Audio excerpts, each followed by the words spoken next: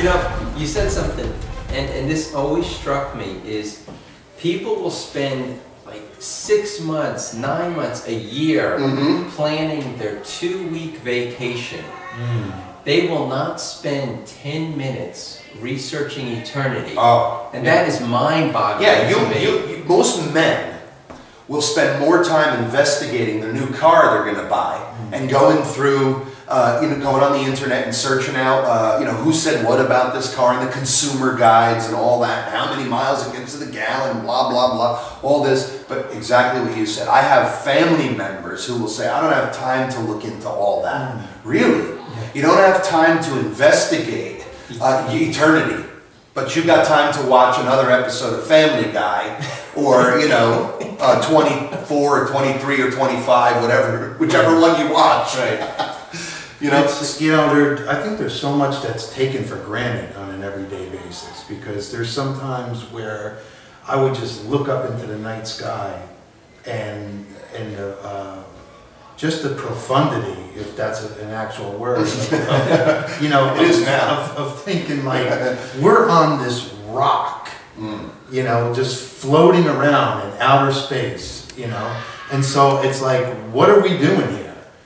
How did this thing come to be? And I mean, there's really only 2 possible explanations of it. I would just look up and I would say, like, my God, there's got to be some greater meaning to all of this than what we're experiencing on a day-to-day basis. Right. Well, that's a nice segue into, that's a TV word, segue. That's a show word. It just proves we know what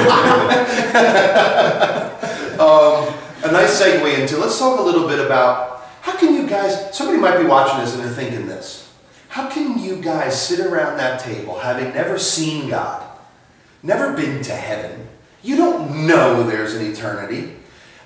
What do you say to the person who says, prove the existence of God? Prove to me you're not just a bunch of suckers that drank the Kool-Aid, that you're not a bunch of backwoods morons that have just bought into something because you're so, while you're sitting around there laughing about, even jesting about how intelligent you are, you're really quite the opposite, because anybody worth their salt upstairs knows science has already disproved the existence of God. Evolution has put that thing to bed a long time ago.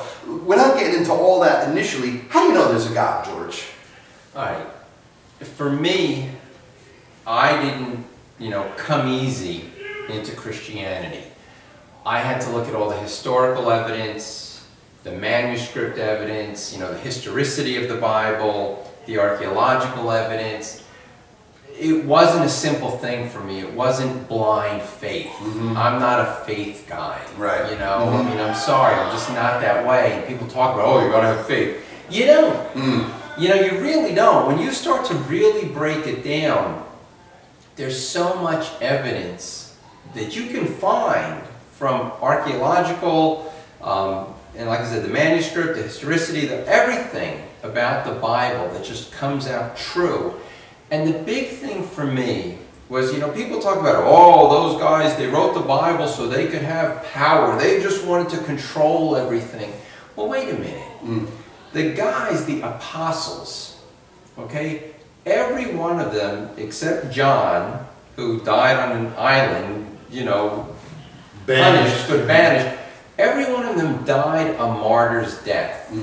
Now, I know people have died for a lie, because they were fooled, like, Jim Jones, his followers drank the Kool-Aid. Right. But nobody dies for a lie that they made up, that they know is a lie. They're not knowingly dying for a lie. Like if I made up the story that, Frank Spear can fly in the air, and then the authorities came to me and said, look, admit it's not true or we're going to kill your whole family. Am I going to say, no, kill me, kill my kids, kill my wife because it's true, I saw Frank flying around in the air? No, I'm going to say, all right, you got me, man. Forget it. As soon as they start torturing you, you're going to go, all right, I made it up. None of those guys were willing to recant. None of them said, Mo, yeah, you got me, man. So you're saying they knew something. They were dying for. Willing to be tortured, tormented, you know, and ultimately killed because they knew it was true. Mm-hmm. And thousands of other people died the same way because they knew, they saw the risen Christ. Right. And that's historical fact. Right. So all this stuff about, oh, they made it up to have power. No, they made it up to die? Right. Give me a break. But It let's doesn't talk make about, sense. okay, so that's a great point right there, that these apostles, these disciples, these followers of Jesus, the original followers, as well as many of the followers since the time of Christ, have been martyred for their faith and willingly went to their deaths for something.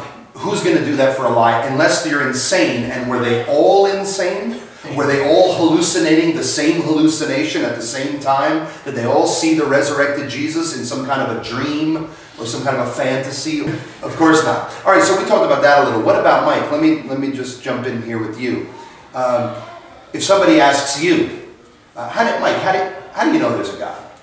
Well, first of all, you know, I think like if a person is what they call a skeptic, and there's nothing wrong with skepticism. I mean, we're not, you know, advocating that somebody just blindly follows something that is preposterous. But you know, I thought about this a long time. It's like if a person's genuinely a skeptic, right?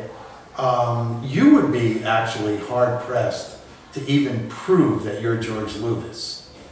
Because, you know, they say, well, okay, prove that you're George Lucas. You take out your driver's license. Well, I don't know what that is. I mean, that could be like literally forged. Okay, so now what do we do? Now you bring in your mother and father.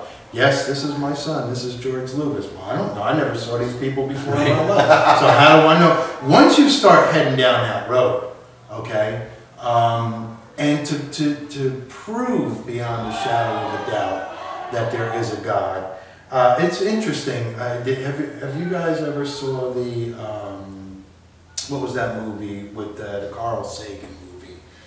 With, where they invented that machine and it was able to take them to another time. Yeah, I can't think of the name of it. Anyway, it was interesting because Jodie Foster was like the scientist girl.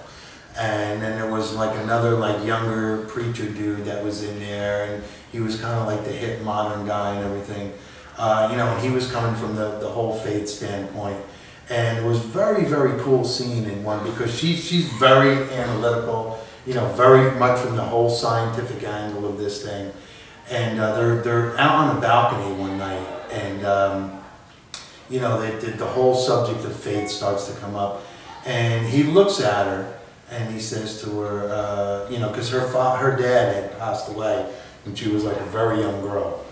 And contact. See, I use the iPad. Yeah, there it is. Had a very, very profound effect on her life, you know.